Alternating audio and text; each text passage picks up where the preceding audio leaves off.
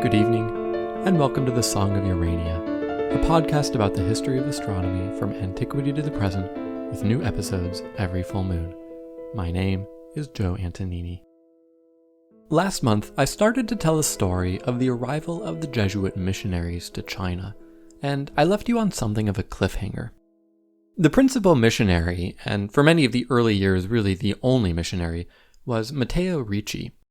His overriding goal was to travel to the capital city of Beijing, ingratiate himself to the most powerful officials, and ideally the emperor himself, and gain the permission the Jesuits needed to evangelize in this country that had been closed to outsiders for centuries. And after 18 years in China, having once tried to visit Beijing and been kicked out within just 24 hours, in 1600, Ricci finally felt that he had accumulated enough credibility to try his luck at visiting the capital once again. Now, up until this point, I've basically implied that the whole operation of the Jesuit mission was just Ricci. And to be fair, for many years, that really wasn't too off from the mark. Michel Ruggieri had been with them at the beginning, but he had gone back to Italy and had ended up dying there. And from time to time, new priests would arrive to join the mission, but many of them died either on the long journey or shortly after arriving. But by 1600, Ricci had managed to gather a small coterie of missionaries around him. There were 8 Jesuits in China altogether, 2 of whom were Chinese. Ricci made his journey to Beijing with these 2, along with Diego de Pantoja, who was a Spaniard who had arrived in the country 3 years earlier. Ricci had also developed a good relationship with a court eunuch in Nanjing, and the eunuch agreed to assist Ricci in his journey. Despite all this was still a risky endeavor. By law, as a foreigner, Ricci was not allowed to enter the capital city unless he was delivering tribute to the emperor on behalf of a vassal state. And indeed, when he got to the outskirts of Beijing, he and his entire party were arrested. During his arrest, his mathematical and astronomical books in particular were confiscated. As I mentioned in episode 38, astronomical knowledge was treated in Chinese society as a state secret, so naturally these especially sensitive documents were seized. But already, Ricci's work from the past few years at cultivating his reputation with court officials had started to pay off.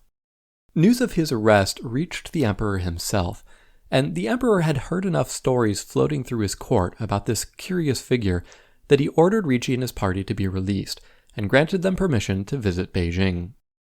In exchange, when Ricci arrived at court, he offered the emperor several oil paintings and a pendulum clock. Ricci's gift of the clock was something of a stroke of genius on his part. On the surface, it was a very appropriate gift that highlighted the new technical knowledge he was bringing to China. As I described in episode 41, the court astronomers in China had been using water clocks to make their observations for millennia, and they were very interested in precision timekeeping. Here was a clock that functioned by an entirely different mechanism.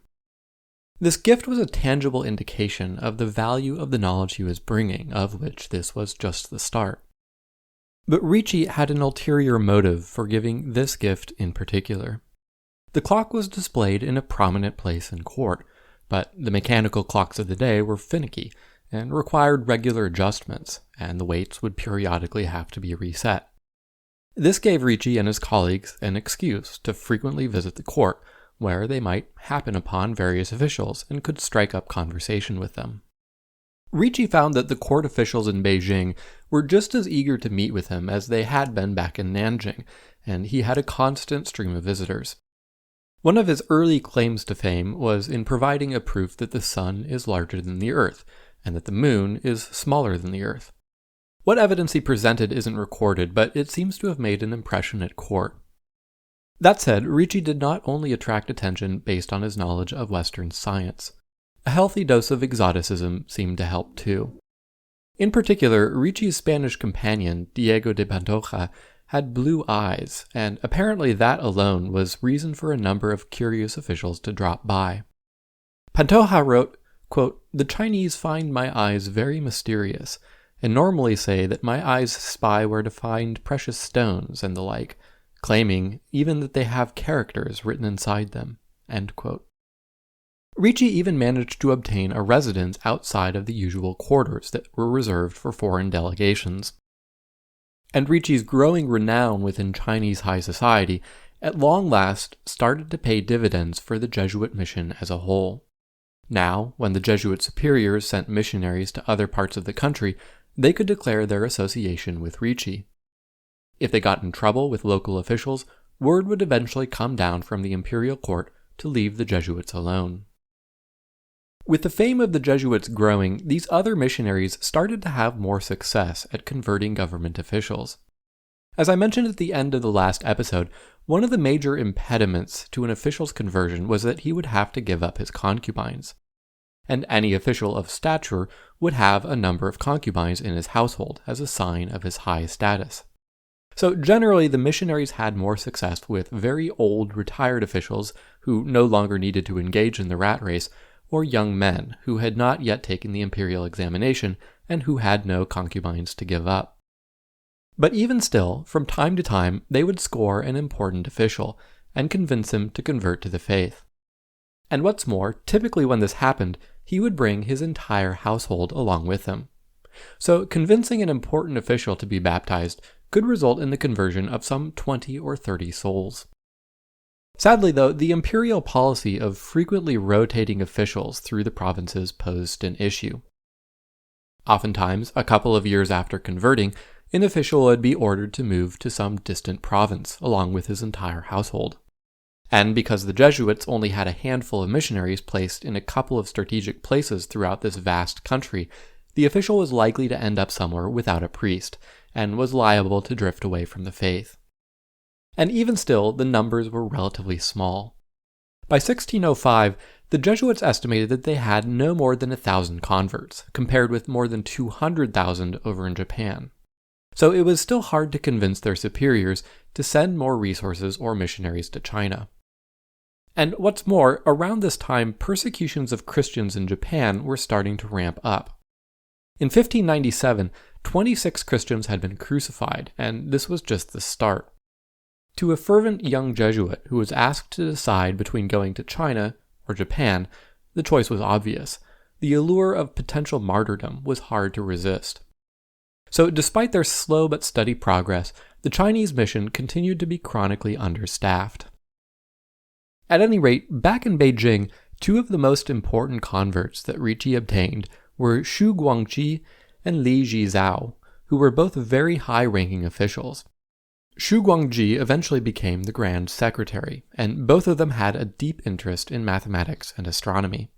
They worked on Chinese translations of Euclid's Elements and Aristotle's On the Heavens.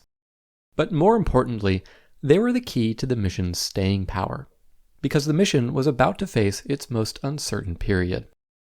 One of the key roles they played came after Matteo Ricci died in 1610. With their help, the Jesuits obtained permission for Ricci to be buried in a cemetery just outside of Beijing, and the emperor even issued a proclamation eulogizing him.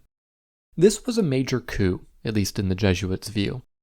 With Ricci's burial plot in Beijing, the Jesuits would have a perpetual justification for being there. They could point to the Confucian duty of honoring an ancestor's tomb. João Rodrigues wrote that Ricci had, quote, done more with his death than with his life. Now, the Jesuits may have been overstating things a bit. It was not uncommon for the emperor to grant permission for foreign ambassadors who had died in the capital to be buried nearby. After all, just from the logistics, in those days you couldn't transport a cadaver all that far before it started to decompose pretty heavily anyway. But the Jesuits were happy to seize on whatever excuse they could to stay in the country, and more importantly, near the capital. After Matteo Ricci's death, the Jesuit mission in China was led by Niccolò Longobardo. Longobardo felt that Ricci had put the mission on a solid footing, and reported that in his estimation, the Jesuits had ensconced themselves in China for good. Ricci had managed to obtain a salary from the imperial government, and even after his death, the Jesuits continued to receive these payments. The imperial court valued their mathematical and astronomical knowledge, and he believed that now that they had seen the inside of the Forbidden City for so many years, the Chinese emperor was unlikely to allow them to leave and take the secrets they had seen within his walls with them. In fact, as precedent, in Western China, if Muslim merchants stayed in China for 9 years, they were forbidden from ever leaving. But as unimpeachable as Longobardo's reasoning was, it turned out to be wrong.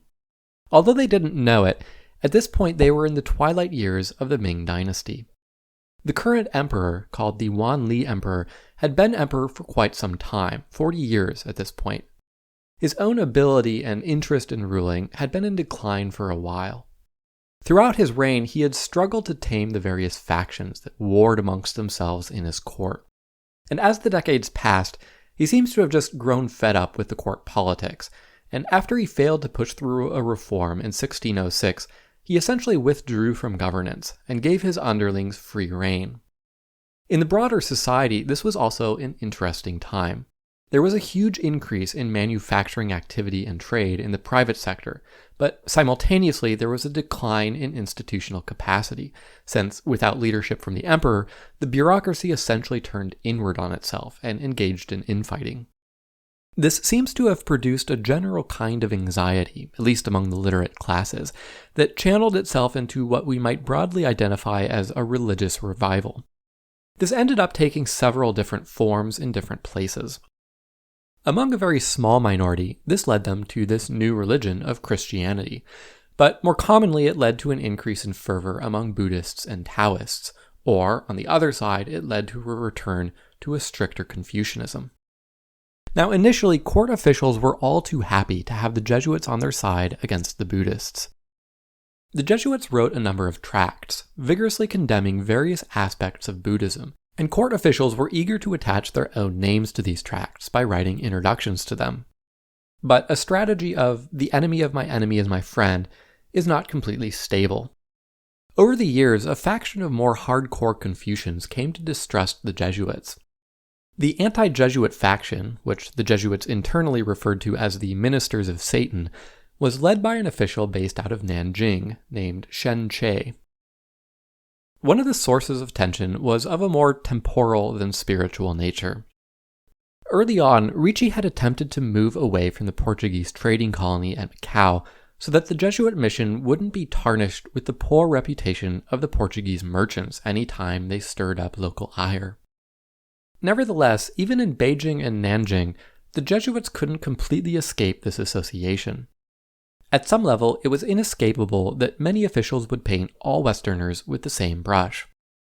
But the Jesuits, and any funds supporting them, also had to travel through Macau to interact with their superiors who were in charge with the overall mission in Asia. To try to stave off these associations, in the early 1610s, Longobardo managed to get the Chinese mission to become organizationally independent of the overall Asian mission, in order to reduce the frequency that missionaries would have to pass through Macau. But this distancing was not enough, and there were many other more spiritual or religious reasons for the Orthodox Confucians to oppose the presence of the Jesuits. So, in 1616, Shen Chui published a series of memorials attacking the Jesuits. Shen Chui alleged a whole litany of crimes that the Jesuits had committed. The words heaven and great were reserved for the emperor, yet the Jesuits appropriated these words for their own god. They were spies for the Portuguese. They illegally dressed as Confucian scholars despite being barbarians. They bribed the Chinese to convert to their religion. They were alchemists. But to Shen Chui, the biggest crime that the Jesuits had committed in this long rap sheet was that their foreign astronomical theories were corrupting traditional Confucian teachings on the heavens. The other crimes that the Jesuits had committed were bad, of course, but they could be solved easily enough by expelling them. But once introduced, these new astronomical ideas would be much harder to expel. And if some pillars of traditional Chinese thought were to collapse, what was to prevent the other pillars from collapsing in the future?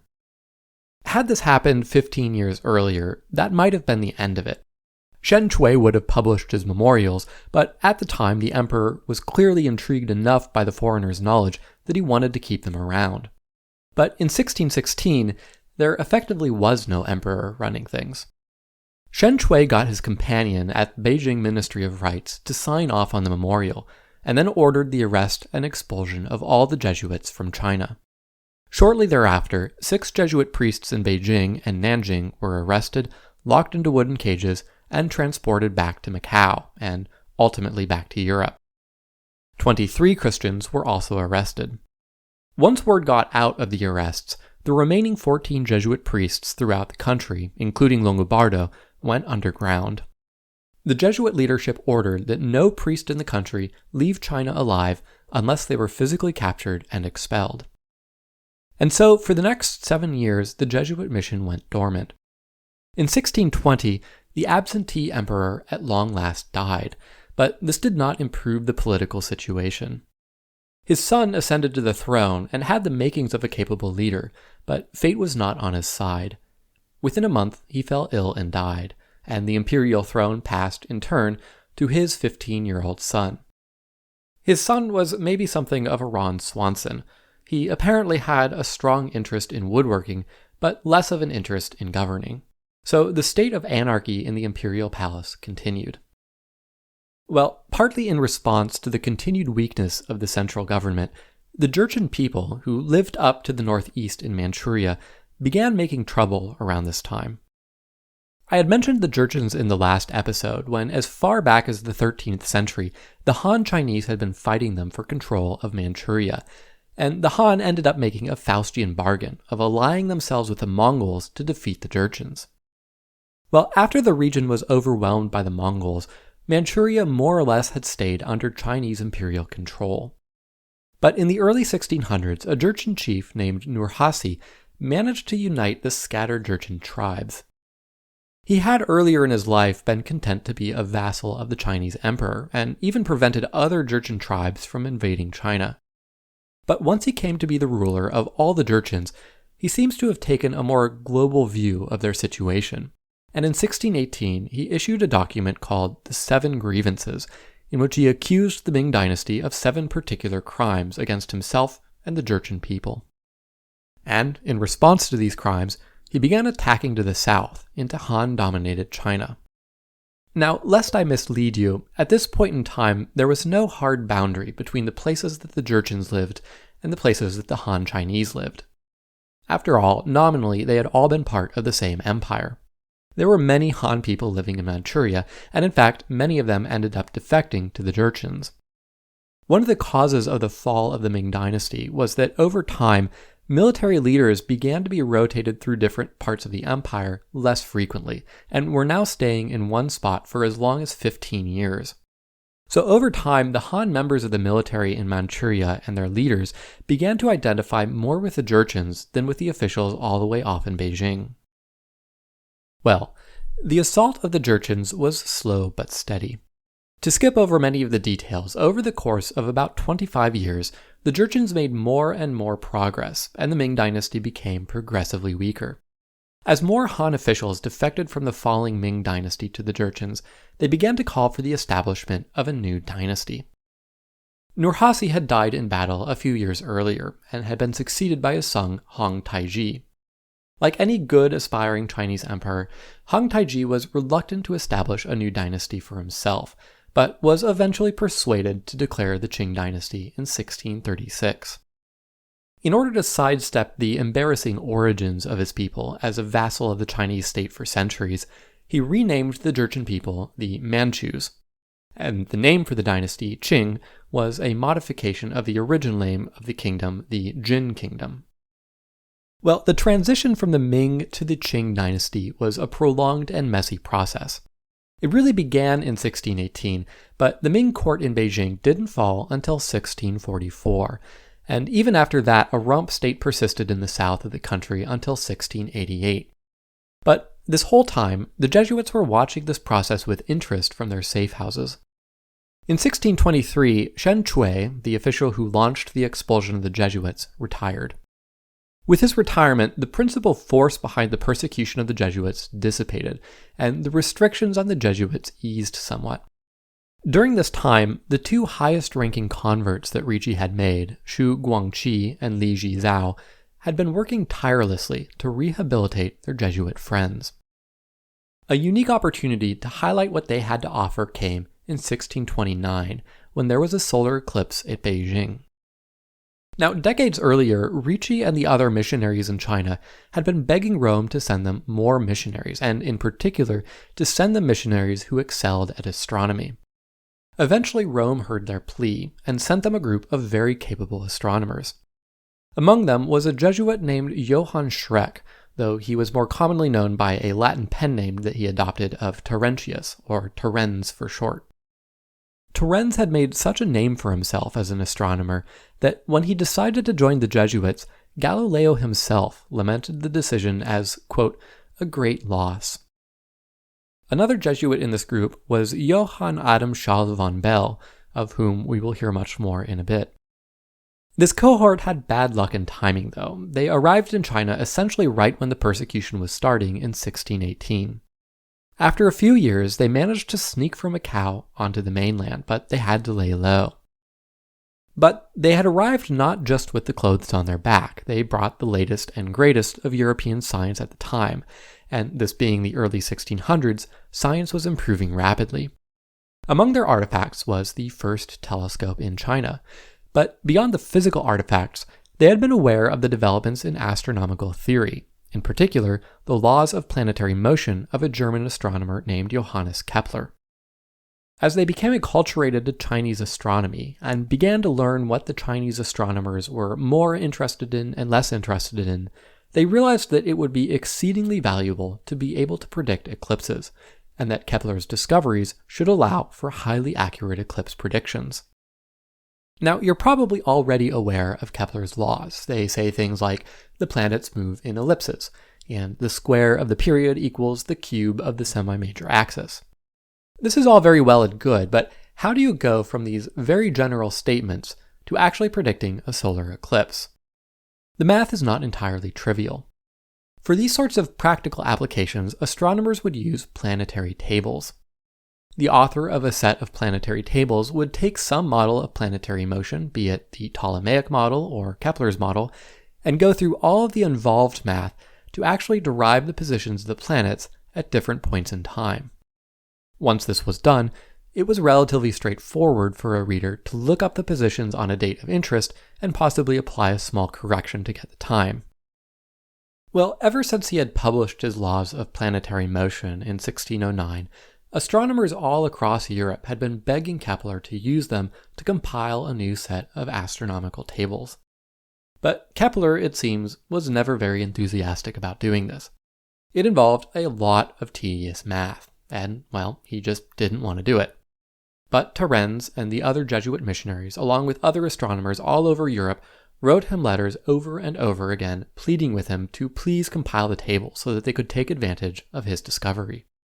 Kepler responded to one letter from a Venetian astronomer by saying, quote, I beseech thee, my friends, do not sentence me entirely to the treadmill of mathematical computations, and leave me time for philosophical speculations, which are my only delight. Well, Kepler formulated his 3 laws of planetary motion in 1609, but it wasn't until 1623 that he finally completed his planetary tables, named the Rudolphine tables. But even then, thanks to legal disputes and a number of other snafus which we'll probably talk about in some future episode, it took another 4 years to get the tables over the finish line and published. Finally, in 1627, Kepler published the book and sent a copy to Terenz over in China. This still gave the Jesuits over a year to prepare for the eclipse of 1629. Now, the imperial astronomers, of course, had anticipated this eclipse as well, and predicted both its time and duration. And in fact, both the Chinese and Islamic schools made their own independent predictions. But the imperial astronomers in both schools were off by an hour as to the start of the eclipse, and they predicted that the eclipse would last for 2 hours, when in fact it only lasted for about 2 minutes. The Jesuits, however, were essentially correct in both their predictions. This impressed the emperor at the time enough that he invited the Jesuits to collaborate in the promulgation of a new calendar. This emperor, the Chongzhen emperor, had ascended the throne just 2 years earlier, so it was appropriate that he promulgate a new calendar to commemorate this transition. The Chongzhen emperor was the younger brother of the previous emperor, the Tianqi emperor, who was the one who had been more interested in woodworking than governing. Unlike his older brother, the Chongzhen Emperor was a relatively capable leader, at least as judged by the standards of the late Ming dynasty. But as fate would have it, he would be the last emperor of his dynasty. The accumulation of decades of mismanagement, along with his own particular shortcomings as a leader, and the pressure of the encroachment of the Manchus was too much for him to overcome.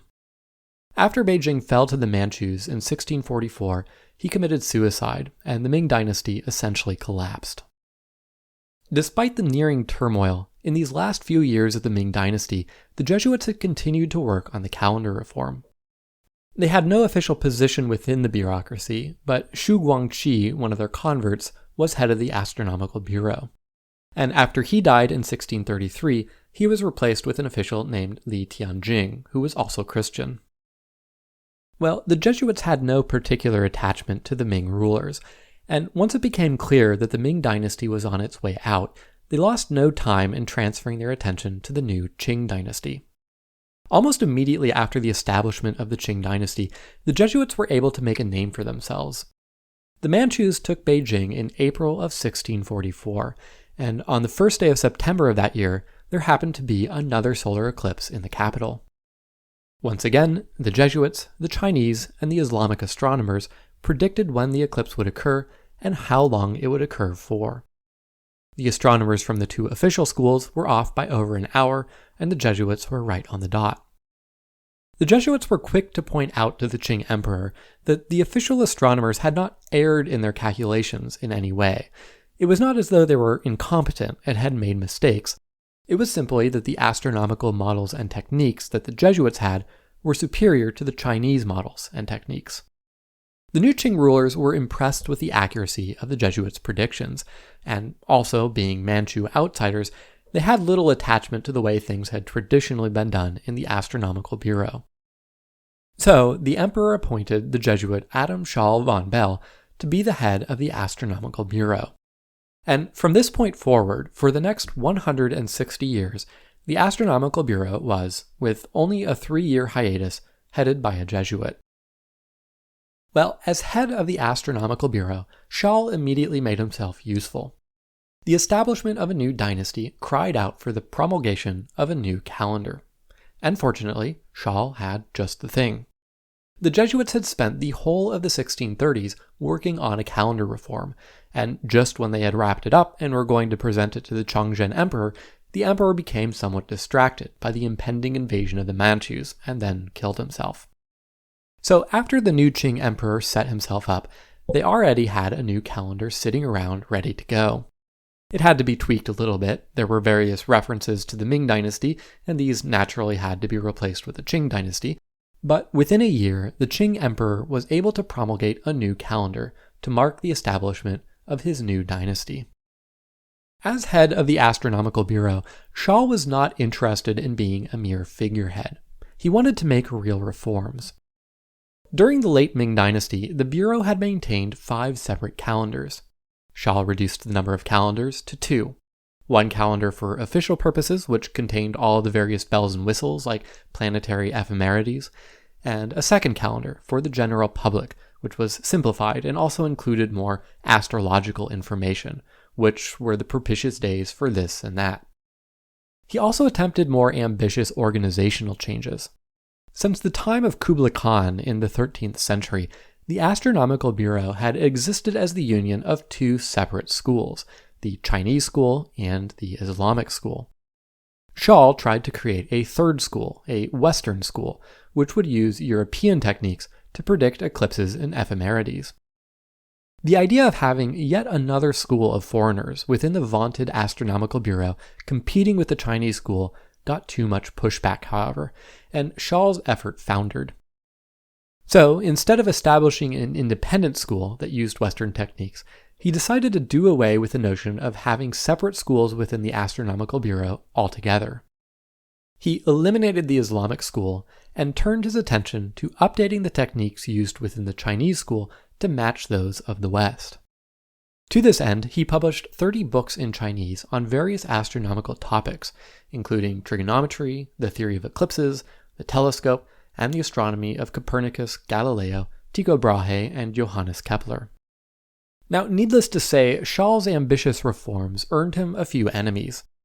But fortunately for him, he had an excellent relationship with the new Qing dynasty emperor, the Shunji emperor. I said a few moments ago that the emperor had appointed Shao to be the head of the astronomical bureau. This was true, but really only technically so, since at the time the emperor was only 6 years old, so the appointment was really done by a regent acting in the young emperor's name. Heng Taiji, the great Manchu ruler, had died in 1643, and so he didn't quite get to see his forces capture Beijing. And so, when the Qing dynasty was established, the throne fell to his 5-year-old son. As the boy grew up, he became quite fond of Shao, and even referred to him as Honorable Father. When Shao was originally appointed to be the head of the Astronomical Bureau, he was given the rank of Mandarin of the 5th class. This was relatively low on the hierarchy for his actual position, but was nevertheless a tremendous achievement for a foreigner. For decades, the Jesuits had been wearing the clothing of a Confucian Mandarin, or something similar to it, and were hoping that no one would take too much offense at it. But, at long last, one of their ranks had finally earned the right to wear this outfit. During the Qing dynasty, the bureaucracy had 9 ranks, and a Mandarin of the 5th class corresponded to positions like assistant instructor at the Imperial University, or a sub-prefect. But in 1658, the Shunji emperor was so enthused by Shao's work that he promoted him to Mandarin of the 1st class, which was a truly exalted position, being limited only to the Grand Secretary and attendants to the emperor himself. So, despite the opposition that his reforms engendered, his opponents really couldn't do much, given how much the emperor liked him. But Shao also faced opposition from the other direction, in Rome, and here the emperor's favor did him little good. One of the main points of contention had to do with the more astrological aspects of the calendar. As I'll discuss more in some future episode, the Catholic Church has had a long and complicated relationship with astrology. The Bible, of course, condemns astrology, though historically the Church had made a distinction between astrological practices which purported to inerrantly divine the future, which were forbidden, and practices which simply found the most opportune times for various things. The saying was that the stars incline, but they do not compel. By the middle of the 17th century, astrology was also just beginning to be distinguished from astronomy in Western science, and to be regarded by some as mere superstition. Some of Shao's Jesuit colleagues in China sent letters to Rome denouncing him for publishing the astrological elements of the official Chinese calendars.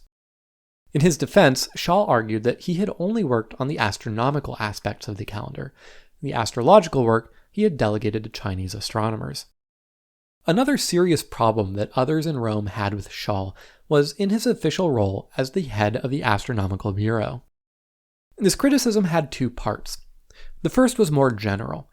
A number of officials in Rome, including some Jesuits, were uncomfortable with the Jesuit serving as a high government official within a government. The focus of a Jesuit's work, after all, was to be the education of the youth and the conversion of souls. Yet here was Shao, who had supposedly taken a vow of poverty, living in a sumptuous residence and wearing the finest Chinese silk. Shao's defense was that his position within the Chinese bureaucracy was not an end to itself, but was instrumental in getting permission for the Jesuits to do their missionary work across China. Moreover, by means of his astronomical work, he was continuing to gain the respect of the Chinese elite for Western thought, and this would naturally extend to theological matters as well. And what's more, this strategy was clearly working. He had gained the favor of the Shunji emperor, and the emperor had granted the Jesuits permission to build dozens of churches. A more specific kind of criticism of Shao's position had to do with some of the Confucian rites he was obligated to participate in by virtue of his position as royal astronomer. To his critics in Rome, his participation in these rituals was clear evidence of paganism, idolatry, heresy, apostasy, or some combination of all of them. Shao argued that these rites were not fundamentally religious in character. They were civic rites, and so it was not incompatible with Christianity for a Jesuit to engage in them. For example, back in Europe, for centuries, during the coronation of a Holy Roman Emperor, it was expected that the Pope, or at least an archbishop, would ritually lay the crown on the emperor's head. No one disputed that it was licit for the Pope to do this because the ritual was fundamentally civic in nature. A tribunal in Rome was convened and ended up deciding to give the Jesuits wide latitude in how they were to accommodate Chinese cultural practices in their evangelization. They issued the following instructions to the Jesuits. Quote, "Do not act with zeal. Do not put forward any arguments to convince these peoples to change their rites, their customs, or their usages, except if they are evidently contrary to the Catholic faith and morality." What would be more absurd than to bring France, Spain, Italy, or any other European country to the Chinese? Do not bring them our countries, but instead bring to them the faith, a faith that does not reject or hurt the rites, nor the usages of any people, provided that these are not distasteful, but that instead keeps and protects them. End quote. Nevertheless, these arguments didn't sway everyone, and the permissibility of the Jesuits to engage in Confucian rites was a major point of contention for decades to come in what came to be known in Rome as the Chinese rites controversy. Well, Shaw caught flack for his participation in the Confucian rites on both sides. On the Chinese side, the members of the Ministry of Rites seemed to have intuited that he was just going through the motions and that his heart wasn't really in it.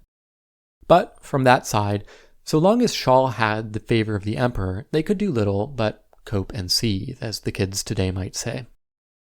But this happy state of affairs did not last long for Shaw. In 1661, there was a smallpox outbreak in Beijing. The government took smallpox outbreaks very seriously, and any time it was detected in the city, patients would be forced to evacuate, and the imperial family would move into a self-imposed quarantine as a precaution. During the Shunji Emperor's reign, he had to go into quarantine on 9 separate occasions. Nevertheless, in this 9th outbreak, the disease managed to reach the emperor's family, even in quarantine, and he died of it at the age of 22, as did the empress. The throne then passed to his 6-year-old son, who became known as the Kangxi Emperor. As with his father, at the start of his reign, decisions were made by a council of regents. And now, without the unwavering backing of the emperor, Shaw's enemies made their attack. Just as the Jesuits found themselves in peril when the Wanli Emperor had withdrawn from public life in the late 16 teens, the early 1660s were another perilous period for the missionaries. The attacks were led by a pair of men. One was Wu Mingxuan, who was a disgruntled Muslim astronomer who had been fired when Shaw had eliminated the Islamic school. The other was Yang Guangxian, who, if we're being generous, could be labeled an astrologer, but who at least pretended to be an astronomer. The abilities of the two complemented each other. Wu Mingxuan was a capable enough astronomer who could lend credibility to their arguments, whereas Yang Guangxian was something of a polemicist, whose writings could be guaranteed to attract attention. Wu Mingxuan had actually publicly attacked the Jesuits on his own before he had met Yang Guangxian, but without Yang Guangxian's political sensitivities, his attacks had backfired spectacularly. In 1659, when the Shunji Emperor was still living and Shaw was at the height of favorability, Wu Mingxuan had denounced the Jesuits and accused them of making inaccurate astronomical predictions. Having no real evidence of this, the charges he had levied were dismissed, and he, in turn, was charged in essence with making frivolous accusations, and was thrown in prison. Upon his release, he met Yang Guangxian, who was coming to prominence with a series of sharply worded pamphlets. One of these, titled On Collecting Errors, attacked the Western calendar that the Jesuits had brought. Another, On Exposing Heterodoxy, attacked the religion of Christianity. Yang Guangxian attacked other aspects of the Jesuits' astronomy. He was particularly critical of their claim that the Earth was spherical. He argued that if this were so, the water of the oceans would drip away from the Earth and gather at its bottom. He wrote, quote, "If indeed there are countries existing on the curved edge and the bottom of the globe, then these places are surely immersed in water. Westerners living on the other side of the world then must surely belong to the likes of turtles and fishes. Since the Earth resides on the water, it is evident that all 10,000 countries are located above the horizon, for the horizon is nothing but the level surface of the water of the 4 seas." End quote. Well, in 1664, a few years after the death of the Shunji emperor, the pair collaborated on a more strategic attack on the Jesuits. The Shunji emperor had a child who had died as an infant in 1657. Following Confucian custom, Shal, in his capacity as royal astronomer, had advised the emperor as to the most auspicious time to bury the child. Yang Guangxian and Wu Mingxuan accused Shal of having deliberately chosen an inauspicious time for the burial of the child. The consequence of this would, of course, be severe retribution from heaven. And indeed, within just a few years, both the emperor and the empress had died. What more evidence was needed? Without the protection of the emperor, Shal's enemies, particularly at the Ministry of Rites, came out in full force, and Shal, along with his collaborators, were put on trial. The charges had three components. The first was conspiracy against the state, and this was the charge that was directly related to Shal's catastrophic recommendation for the timing of the burial. The second was preaching a religion which was harmful to society. And the third was his furtherance of Western astronomy and the suppression of traditional Chinese astronomy. The trial of Shal and the Jesuits lasted 7 months, during which time the accused were all imprisoned. Shal was 74 years old at the time, and no doubt in part due to the stress of the trial, during this time he suffered a major stroke. So in the latter part of the trial, his defense had to be presented by his principal assistant, Ferdinand Verbeist. In the end, whatever defense they presented was not sufficient, and the Jesuits, along with their collaborators, were all found guilty. The punishment was death by dismemberment. Undoubtedly, they spent a long night in preparation for an even more important judgment they would then face before their Creator. But the very next day, a major earthquake struck the vicinity of Beijing and damaged the palace. As I mentioned in episode 42, earthquakes, like comets or unpredicted eclipses, were seen as signs of heavenly displeasure. And an earthquake that damaged the emperor's palace itself was a severe rebuke from heaven. The earthquake was immediately interpreted by the judges as a sign that a great injustice had occurred. To appease the heavens, the sentences of the Jesuits were all commuted to house arrest. Unfortunately, their Chinese collaborators were not so lucky. Despite the earthquake, 5 of them were nevertheless beheaded for their role in working with the foreigners. So, in 1665, the brief interlude began in which the Jesuits did not run the Astronomical Bureau. In recognition of his contributions in exposing the perfidy of the Jesuits, Yang Guangxian was appointed to Shal's former position as head of the Astronomical Bureau. For his part, Yang Guangxian did not actually seem to have any desire to hold this role. He didn't know anywhere close to enough astronomy to perform the role competently. But the regents insisted that he was duty-bound to do so. To help him with the technical aspects of the job, Yang appointed his collaborator, Wu Mingxuan, to be his right-hand man. Then Yang focused on the parts of the job he had some talent for. He ordered all the Western books to be burned, took possession of the Jesuit church, and smashed all the statues. Then, once this had been accomplished, he hung a picture of himself up over the altar. Within a year or two, thanks to Wu Mingxuan, he then published a new calendar, as he was required to do. Well, 3 years later, in 1668, the Kangxi emperor was now 14 years old, and he was starting to take an interest in matters of state. After the trial, Shal's health had declined further, and within a year he had died in house arrest. Leadership of the Jesuit mission in China was then taken up by Verbeist. Now, taking the reins of power from the regents was a somewhat delicate affair for the young Kangxi emperor. Right from the start, the regency period had been beset by palace intrigue.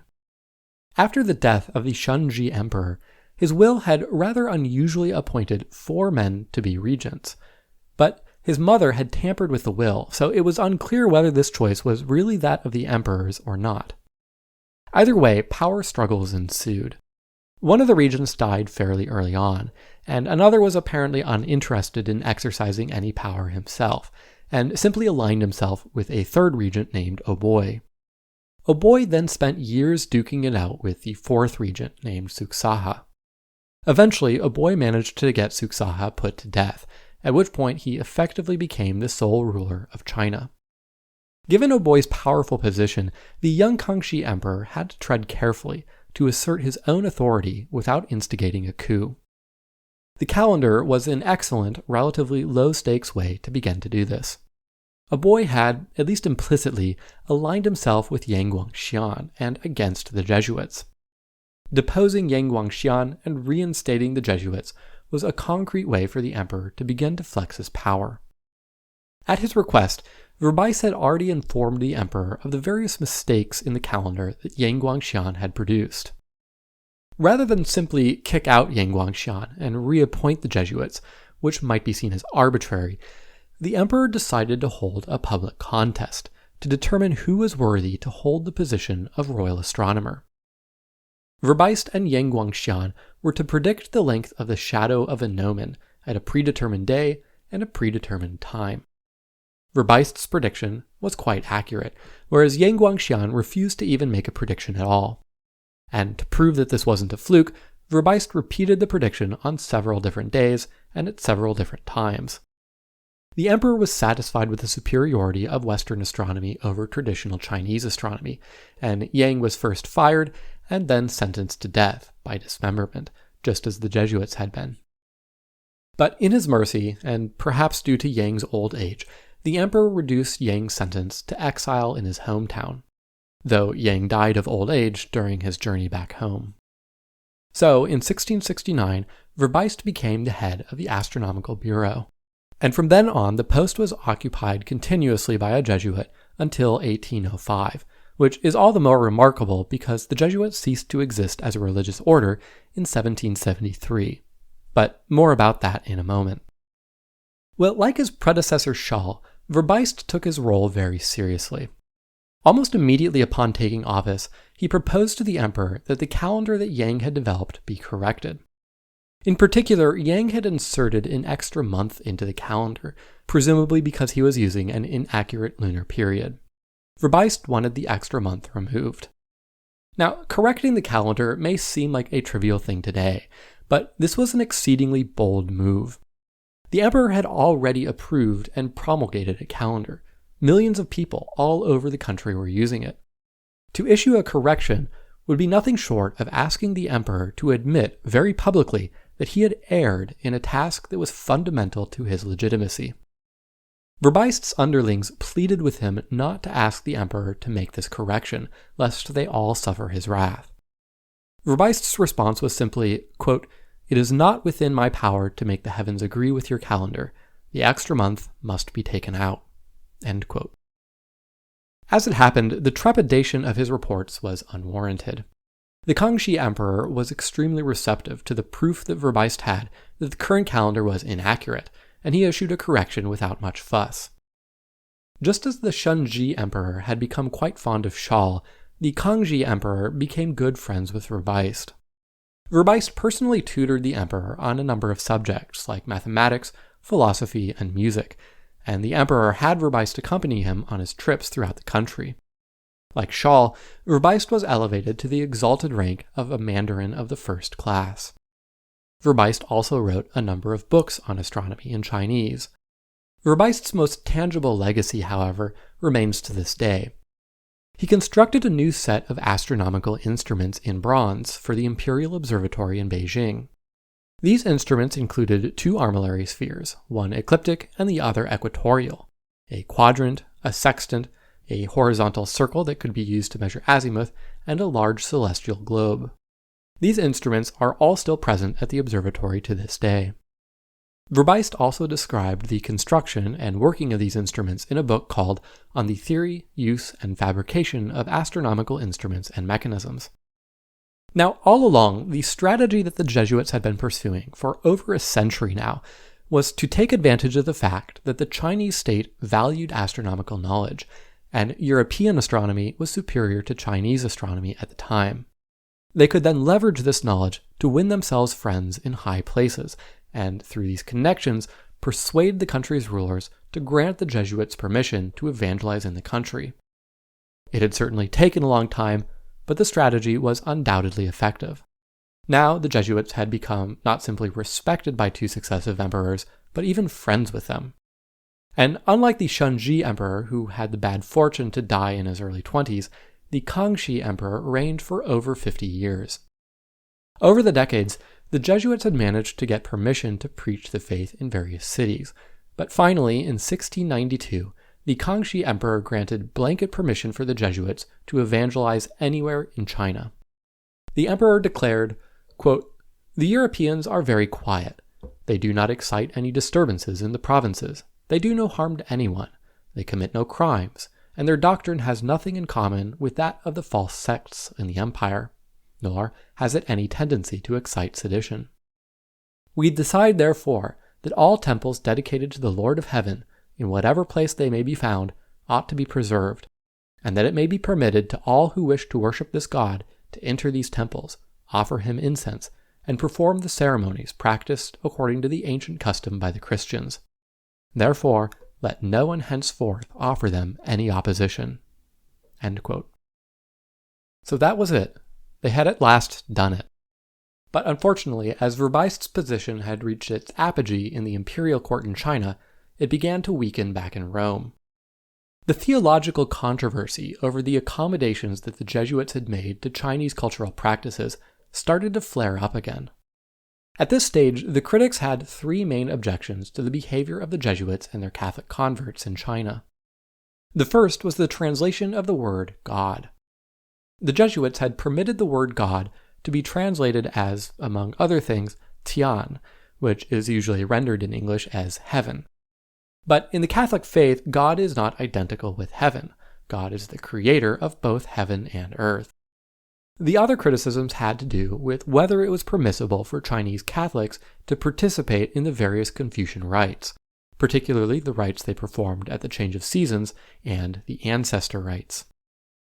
This time around, the opponents of the Jesuits in Rome prevailed, and in 1704 and again in 1715, Pope Clement XI forbade Chinese Catholics from participating in or even attending any of the seasonal or ancestral Confucian rites, as he had concluded that they were a fundamentally pagan practice. The Kangxi emperor became incensed when he learned of this, that some religious leader halfway across the globe was issuing proclamations and meddling in the affairs of the subjects of his empire. He revoked the permission of the Christians to evangelize, and declared, quote, "Reading this proclamation, I have concluded that the Westerners are petty indeed. It is impossible to reason with them because they do not understand larger issues as we understand them in China. There is not a single Westerner versed in Chinese works, and their remarks are often incredible and ridiculous. To judge from this proclamation, their religion is no different from other small bigoted sects of Buddhism or Taoism. I have never seen a document which contains so much nonsense.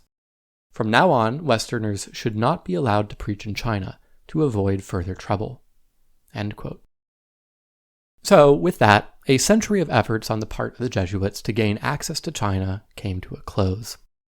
Nevertheless, the Jesuits did not lose hope. They were permitted to stay on in their role running the Astronomical Bureau. They hoped that they could continue to make themselves useful to the emperor, and that the broader diplomatic relations between the emperor and the Vatican might one day improve. Throughout the 18th century, they continued their astronomical work. The Jesuits maintained connections with the burgeoning scientific community in Europe and worked to translate the latest advances in science, like Newtonian mechanics and the theory of logarithms, into Chinese.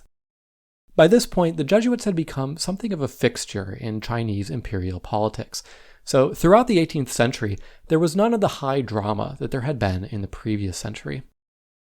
The beginning of the end of the Jesuit leadership of the Astronomical Bureau came in 1773 with the suppression of the Jesuit order. I've mentioned the enemies of the Jesuits a couple of times now in connection with the Chinese rites controversy, so it would be worth saying a few words about what their beef was with the Jesuits.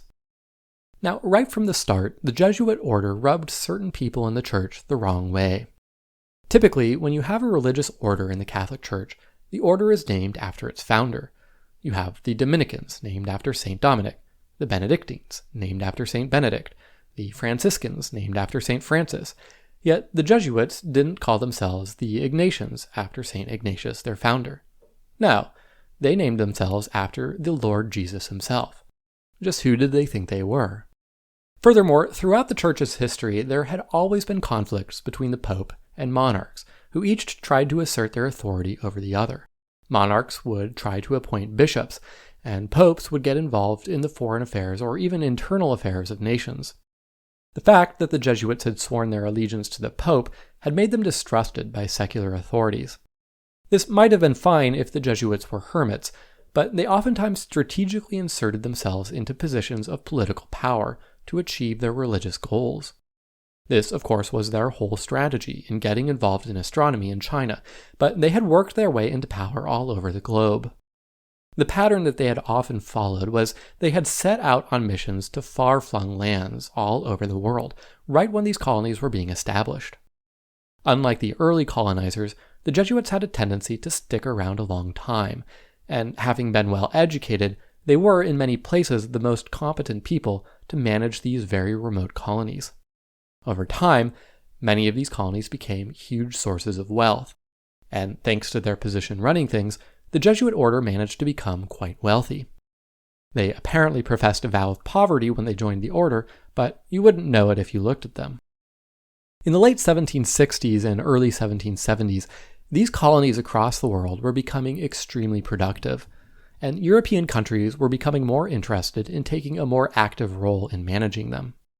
Over the course of about a decade, a series of countries expelled the Jesuits from their lands, both the colonies and also the homeland. First Portugal in 1759, then France in 1764, and then Spain in 1767. In fact, where I sit as I record this podcast in California, it's due to this expulsion that all the missions here are Franciscan missions. The Jesuits had begun working their way up the California coast in the early 1760s and established a few missions in Baja California. But after their expulsion in 1767, the missions were taken over by the Franciscans, and all the missions in Alta California were Franciscan. After this, the Jesuits began to have trouble in other parts of Europe.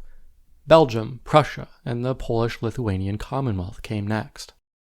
By 1773, there was a huge army of Jesuits sitting around in Rome, having been exiled from the lands they had been ordered to go to. I mentioned in the last episode that the Jesuits have sometimes been described as the Pope's shock troops.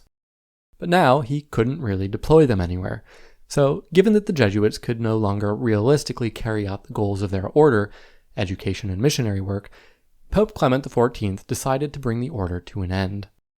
So, officially, the Jesuits stopped running the Astronomical Bureau in China in 1773, since there were no Jesuits anywhere anymore. The head of the mission in China at the time, Augustin von Hallerstein, was apparently so dismayed at the news of the suppression of the order that he had a stroke, and died shortly thereafter. Nevertheless, the other former Jesuits stayed in the country, and took over the role of running the Astronomical Bureau until the last of them died in 1805. At that point, with no one from Europe to replace them, the leadership of the Astronomical Bureau once again transferred back to the hands of a Chinese subject. Though now, after 160 years of Jesuit management, subsequent royal astronomers had long been trained by the Jesuits in Western astronomical techniques. The Jesuit order was restored in 1815, but by this point the Jesuit leadership had other priorities and didn't send any other astronomers back to China. Incidentally, Pope Pius VII restored the Jesuit order because after the French Revolution and the Napoleonic Wars, a number of European monarchs now saw the advantage of aligning themselves more closely with the Pope. But in more Protestant countries, the prohibitions continued. The Jesuits were banned from England until 1846, from Germany between 1872 and 1917, from Norway until 1956, and from Switzerland until 1973. Well, one last coda to this story came in 1939. The Jesuits continued working in China in the hopes that the Chinese emperor and Rome might come to a better mutual understanding about the nature of the Confucian rites, and to what degree Chinese cultural practices could be accommodated by the Catholic faith. That never happened. When the last Chinese emperor was deposed in 1912, Pope Clement XI's prohibition was still in force, and had been later reiterated by Pope Benedict XIV, who had additionally required the Jesuits to swear an oath that they would stop pestering him to revisit the issue. But in 1939, shortly after Pope Pius XII became pope, he obtained a statement from the Chinese government of the time that the Confucian rituals that were at the heart of the controversy were simply civic rituals and did not have a religious character. Pius XII declared, quote, "It is abundantly clear that in the regions of the Orient, some ceremonies, although they may have been involved with pagan rites in ancient times, have, with the changes in customs and thinking over the course of centuries, retained merely the civil significance of piety towards the ancestors, or of the love of the fatherland, or of courtesy towards one's neighbors." End quote. This once again opened the doors for Christian evangelization of China, at least in principle. But once again, the timing was poor. World War II broke out, and then after the end of World War II, the Chinese Communist Revolution started, and after the Communist Party took control of the country, religion of any kind was prohibited. Well, with that, we will have to leave China and begin to explore astronomy elsewhere. Next month, we will turn to the astronomy of Oceania, starting with the astronomy of the Aboriginal Australians. I hope you'll join me then. Until the next full moon, good night and clear skies.